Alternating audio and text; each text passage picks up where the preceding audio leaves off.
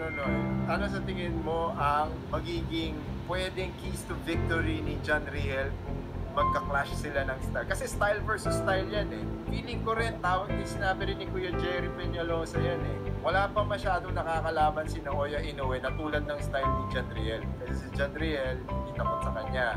Pangalawa, si John Riel, medyo bukod sa may punching power, di ba? Sa tingin nyo ba yung style ni John Riel na nakikipagsabayan, yun ang medyo magkakaroon ng palagke ng Naoya Inoue? Iba yung John Riel kasi nagpag-engage. Ang iniisip ni John Riel, na bukas, suka na to.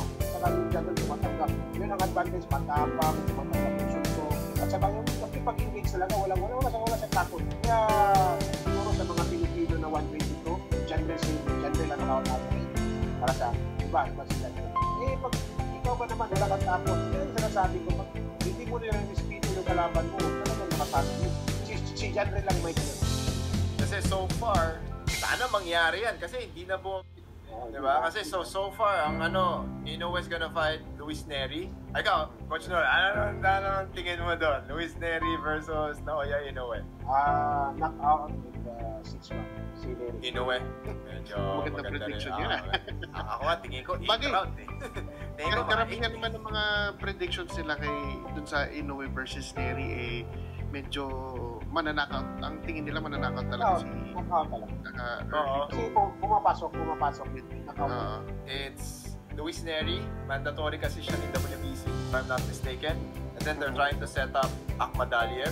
Sinabi nga namin last week, dapat, if they're gonna give Akhmadaliev, dapat mag-rematch sana muna with Tapales. Diba? Kasi tinalo niya Tapales si Akhmadaliev eh. Diba? So, sana man lang. Or at least gawin yung title eliminator. Paglabanin niyo ulit si Akhmadaliev tsaka si Tapales, whoever wins, gets a shot at diba, si Inoue. Ngayon naman itong mga nagtatanong na to, kaano-ano ni Nonoy Nery si Luis Nery. Why yun? Why? Magkaibang magkaiba. Okay? Ako, I really hope na mangyari yung laban. Kasi para lang matapos na yung debate, di ba? Laging yes.